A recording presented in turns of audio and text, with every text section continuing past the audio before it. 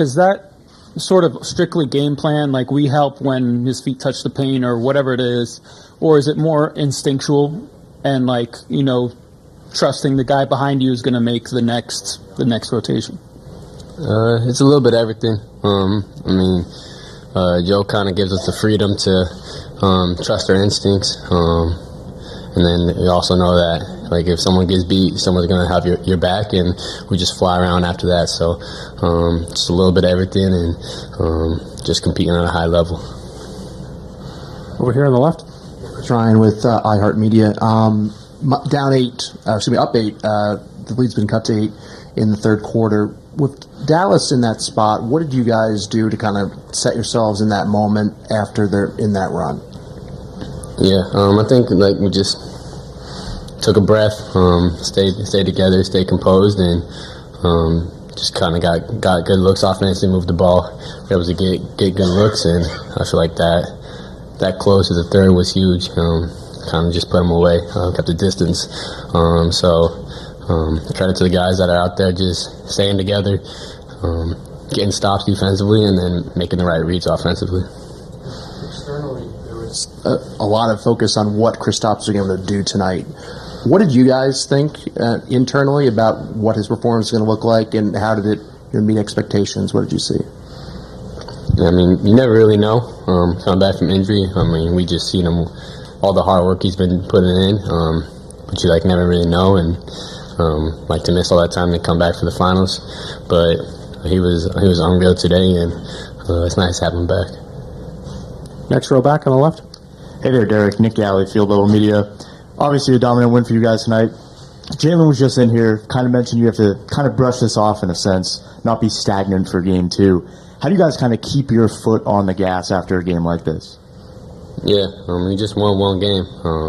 We know they're going to be better. I think we've seen it in the playoffs this year. Like, they've lost game 1s, and they came back and played better. So it's just one game. We got to learn from it. We got to grow and understand that we're going to need to play a lot better game 2. Again on the left, next row back, Dave.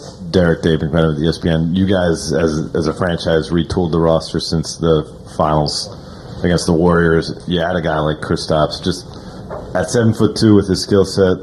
What does he bring to the table when he's clicking the way he did tonight? He's a matchup nightmare. Even when you play good defense, he doesn't really see you. It's been unreal just watching him all year. And then defensively, he uses his size well, just impacts the games in so many different ways. So he changes us, and he makes us a better team. Front right.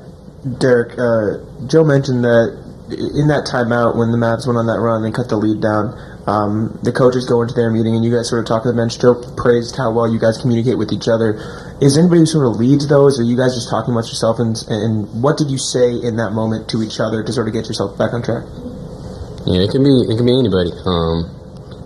I think it was JB that timeout, but Al, JT, Drew. I can say that's the great thing about this team is there's something that needs to be said. People are going to say it, and we're willing to accept that and grow from it. So, it doesn't have to be anybody that's playing. X has said stuff in the past that have helped us, and so there's a lot of guys that have the voice, and we're just learning and growing with each other. John in the back left. Derrick, you talk about taking that breath to stop their run, start your run. I don't want to make it sound like, why didn't you take that breath sooner? But what's the process of they're making that run? Obviously, you want to stop that run sooner. Why did it take that long? What's the process of withstanding that, going through that, and getting to that point? You're like, okay, this is where we're turning it around. Yeah, they're a really good team. They're gonna make runs. They're gonna make tough shots. They're gonna make it difficult for us. So, we didn't expect it to be easy, and I wish you could just stop it after 1 point. That'd be nice, but you just gotta figure out why you're struggling and just try to limit those mistakes. Shane up front. Hey there, Shane Forbes. As a guard that also gets a lot of blocks, what have you thought about Jalen and his weak side help and the work he's done on that end this year? Yeah, JB's unreal. On the perimeter, blocking shots. Obviously, he had 2 big-time blocks. He could just do everything on the basketball court, and he has like no weaknesses on both sides, and so he's big time. In the front here, left. DJ Siddiqui of Forbes. Obviously, you guys have been on a finals run before. You guys lost to the Warriors. Do you feel like going through that experience, you guys are much more composed and prepared for this finals run this time around? Yeah, I think anytime you go through something like that and all the experience that we've gathered through, like the ups, the downs, like all that has just helped us to be a better team. And so we've learned from everything, and like this core group has been together through a lot of adversity, so I definitely think it helps.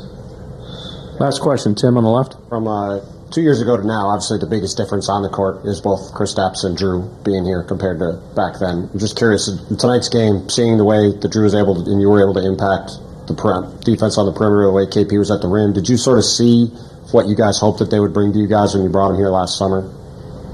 Yeah, I mean, those two are unreal. Great players, great teammates, and they just do so many little things for us on both sides of the basketball. So it's amazing having them as our team, on our team.